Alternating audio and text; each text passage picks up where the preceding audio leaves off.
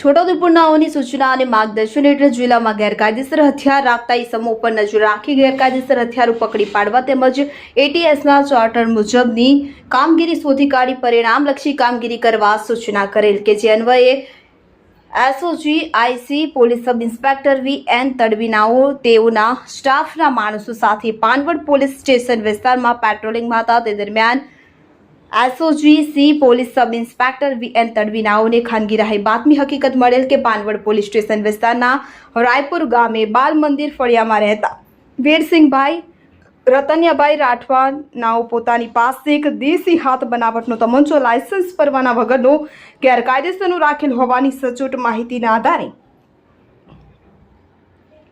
બાતમીવાળી જગ્યાએ રેડ કરતા વીરસિંહભાઈ રતનિયાભાઈ રાઠવા ઉંમર વર્ષ 50 ધંધો ખેતી ગામ રાયપુર બાલ મંદિર ફળિયા તાલુકો કંવાડ જિલ્લો છોટાઉદેપુરનાઓના પોતાના કબજા ભોગવટાના રહેણાંક મકાનના દક્ષિણ બાજુના ઓરડાની દિવાલમાં બનાવેલ ટાંકામેક ચોપડા નીચે રાખેલ ગેરકાયદેસર અને વગર પાસ પરમિટનો એક દેશી હાથ બનાવટનો તમંચો કિંમત ₹5000 ગણી તપાસ અર્થે કબજે કરેલ છે.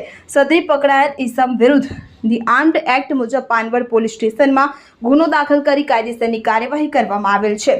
તો છોટાઉદેપુર એસઓજીને ગેરકાયદેસર હથિયાર શોધી કાઢવામાં સફળતા મળેલ છે. ઇમરાન મિર્ઝા, છોટાઉદેપુર.